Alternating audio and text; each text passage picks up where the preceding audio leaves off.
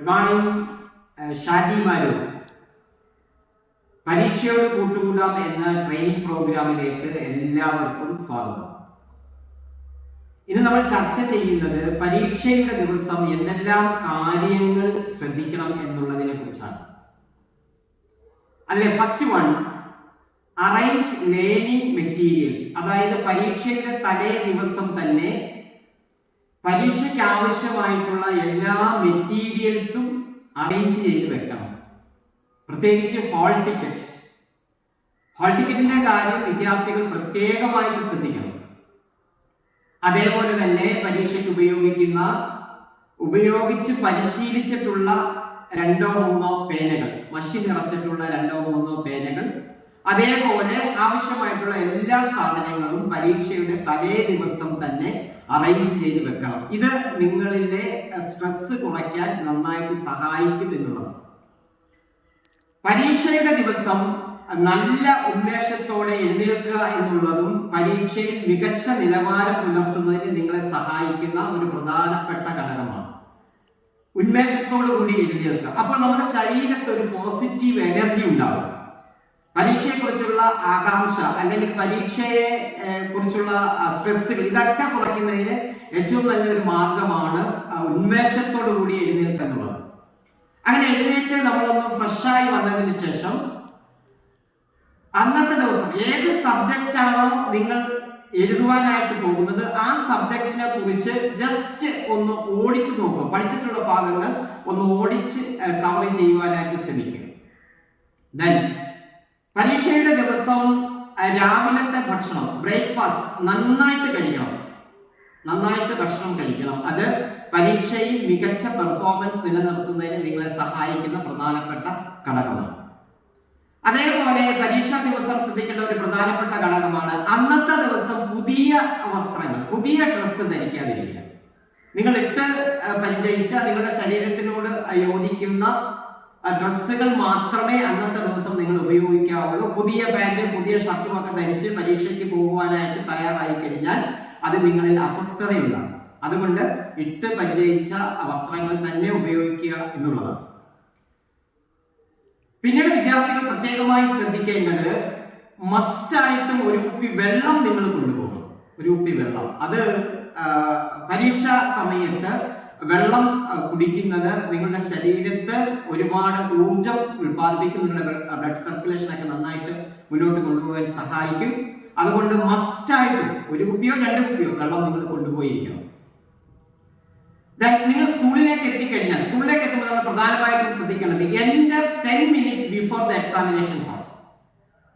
അതായത് പരീക്ഷാ ഹാളിലേക്ക് ഒരു 10 മിനിറ്റ് മുമ്പെങ്കിലും നിങ്ങൾ എത്തിച്ചേരണം. 10 മിനിറ്റ് മുമ്പെങ്കിലും എത്തിച്ചേരണം. അത് നിങ്ങളിലെ സ്ട്രെസ് കുറയ്ക്കാൻ ഏറ്റവും പ്രധാനപ്പെട്ട ഒരു ഘടകമാണ്. അങ്ങനെ പരീക്ഷാ ഹാളിലേക്ക് നിങ്ങൾ എത്തിച്ചേർന്ന് കഴിഞ്ഞാൽ ലൊക്കേറ്റ് യുവർ സീറ്റ്. എവിടെയാണ് നിങ്ങളുടെ സീറ്റ് എന്ന് കണ്ടെത്തുക എന്നുള്ളതാണ് പ്രഥമമായിട്ടുള്ള കടമ എന്ന് പറയുന്നത്. ലൊക്കേറ്റ് യുവർ സീറ്റ് എന്നുള്ളതാണ്. അങ്ങനെ സീറ്റ് കണ്ടെത്തി കഴിഞ്ഞാൽ നിങ്ങൾ ആ സീറ്റിൽ ഇരുന്നിട്ട് റിലാക്സ്, നന്നായിട്ട് റിലാക്സ് ചെയ്യുക. നിങ്ങൾക്കറിയാം, നിങ്ങൾക്കിപ്പോൾ കൂൾ ഓഫ് ടൈം ഒക്കെ ഉണ്ട്. അപ്പോൾ അവിടെ use cool off time properly. Cool off time നന്നായിട്ട് നിങ്ങൾ ഉപയോഗിക്കുക. അവിടെ റിലാക്സ് ചെയ്തിരുന്നിട്ട് ബ്രീത്തിങ് എക്സസൈസുകളൊക്കെ നന്നായിട്ട് പ്രാക്ടീസ് ചെയ്യും. നന്നായിട്ട് റിലാക്സ് ചെയ്യാം. 15 മിനിറ്റ് സമയമാണ് കൂൾ ഓഫ് ടൈം. ആ കൂൾ ഓഫ് ടൈം നന്നായിട്ട് നിങ്ങൾ ഉപയോഗിക്കുക എന്നുള്ളതാണ്. അത് കഴിഞ്ഞാൽ റീകോൾ ചെയ്യുക. ഒന്നുകൂടെ ഒന്ന് ഓർത്ത് നോക്കുക. പഠിച്ച കാര്യങ്ങളൊക്കെ ഒന്നുകൂടെ നന്നായിട്ട് ഒന്ന് ഓർത്ത് നോക്കുക. അങ്ങനെ ഓർത്ത് നോക്കുന്നത് തീർച്ചയായിട്ടും നിങ്ങളിലെ ഓർമ്മശക്തി വർദ്ധിപ്പിക്കുവാനും പഠിച്ച കാര്യങ്ങളിലേക്ക് ഒന്നുകൂടെ നന്നായി മുന്നോട്ട് പോകുവാനും സഹായിക്കും. പിന്നീട് പ്രത്യേകമായിട്ട് ശ്രദ്ധിക്കേണ്ടത് പരീക്ഷാ ഹാളിൽ നമ്മൾ അങ്ങനെ നമ്മുടെ സീറ്റ് കണ്ടെത്തി അവിടെ ഇരുന്ന് കഴിഞ്ഞാൽ ഒരിക്കൽ പോലും നമ്മളുടെ അടുത്തിരിക്കുന്ന കുട്ടികളുമായി എന്ത് ചെയ്യാൻ പാടില്ല, സബ്ജക്റ്റിനെ കുറിച്ച്, പഠിച്ച കാര്യങ്ങളെ കുറിച്ച് അനാവശ്യമായ ചർച്ചകൾ നമ്മൾ ഒഴിവാക്കുക എന്നുള്ളതാണ്. കാരണം അങ്ങനെ ചർച്ചകൾക്ക് പോയി കഴിഞ്ഞാൽ എന്താ സംഭവിക്കുക, ഒരു പക്ഷേ നമ്മളുടെ അടുത്തിരിക്കുന്ന കുട്ടി പഠിച്ചിട്ടുള്ള കാര്യങ്ങൾ നമ്മൾ പഠിച്ചിരിക്കണമെന്നില്ല. അപ്പോൾ അത് നമ്മളിൽ സ്ട്രെസ് ഉണ്ടാകും. അതുകൊണ്ട് അങ്ങനെയുള്ള കാര്യങ്ങളൊക്കെ നമ്മൾ ഒഴിവാക്കുക എന്നുള്ളതാണ്. ദെൻ നിങ്ങൾക്ക് ചോദ്യപേപ്പർ കിട്ടിക്കഴിഞ്ഞാൽ ആദ്യമായിട്ട് നിങ്ങൾ കറക്റ്റായിട്ട് നിങ്ങളുടെ രജിസ്റ്റർ നമ്പർ എഴുതുക. ഈ രജിസ്റ്റർ നമ്പർ എഴുതുന്നത് പ്രത്യേകമായിട്ട് ശ്രദ്ധിക്കണം. അതായത് രജിസ്റ്റർ നമ്പർ നിങ്ങളുടെ വീട്ടിൽ വെച്ച് തന്നെ നിങ്ങൾ അക്കത്തിലും അക്ഷരത്തിലും എഴുതി പഠിക്കുന്നത് പരീക്ഷാ ഹാളിൽ എത്തുമ്പോൾ തീർച്ചയായിട്ടും മറന്നു പോകാതെ ആ കറക്റ്റ് ആയിട്ടുള്ള അതിന്റെ ഏരിയയിൽ രജിസ്റ്റർ നമ്പർ കൊടുക്കേണ്ട ഏരിയയിൽ നിങ്ങൾക്കത് കൊടുക്കുവാനായിട്ട് സാധിക്കും എന്നുള്ളതാണ്. അങ്ങനെ നിങ്ങൾ രജിസ്റ്റർ നമ്പറൊക്കെ എഴുതി ചോദ്യപേപ്പർ കിട്ടിക്കഴിയുമ്പോൾ കറക്റ്റായിട്ട് മാർജിനൊക്കെ കൊടുത്തിട്ട് നിങ്ങൾക്കറിയുന്ന ചോദ്യങ്ങൾക്ക് ഫസ്റ്റില് നിങ്ങൾ ആൻസറുകൾ നൽകുക എന്നുള്ളതാണ്. അങ്ങനെ ആൻസറുകളൊക്കെ നൽകി സമയമൊക്കെ നന്നായിട്ട് ക്രമീകരിച്ച് നിങ്ങൾ പരീക്ഷ എഴുതി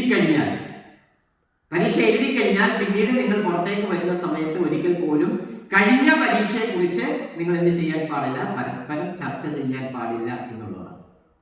അപ്പോൾ ഈ രീതിയിൽ പരീക്ഷയിൽ നിങ്ങൾ ഒന്ന് പ്രിപ്പയർ ചെയ്ത് നന്നായി നിങ്ങൾക്ക് പരീക്ഷയിൽ ഈ കാര്യങ്ങളൊക്കെ ഒന്ന് ശ്രദ്ധിച്ചു കഴിഞ്ഞാൽ നിങ്ങൾക്ക് നന്നായിട്ട് പെർഫോം ചെയ്യുവാനായിട്ട് സാധിക്കും.